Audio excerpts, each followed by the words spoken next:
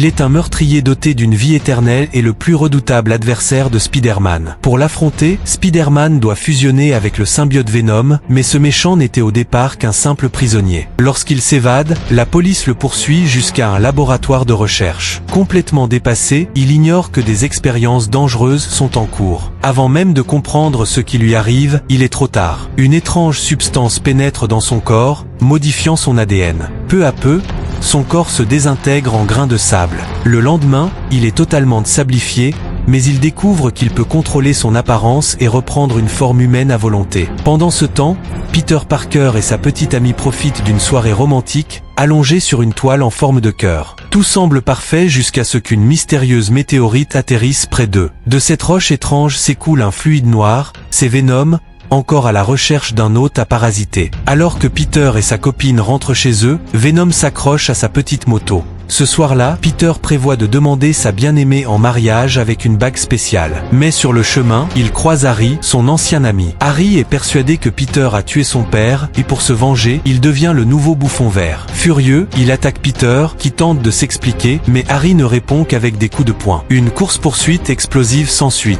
Harry bombarde tout sur son passage, mais Spider-Man, grâce à ses talents d'acrobate, esquive à la dernière seconde. Leur affrontement se termine brutalement lorsque Peter projette Harry, qui tourne sur lui-même à 860 degrés avant de s'écraser. Peter, inquiet, l'emmène à l'hôpital. Quand Harry se réveille, il a perdu la mémoire et oublié la mort de son père. Peter est soulagé, plus besoin de régler ce malentendu. De son côté, l'homme de sable, Sandman, continue de semer le chaos en ville. Reconnu par des agents municipaux, il se fait encercler, mais il se dissout dans le sable pour leur échapper. Quand les agents tentent de l'arrêter, il contre-attaque, transformant son corps en un immense amas de sable menaçant. Ni balles ni armes ne peuvent l'arrêter.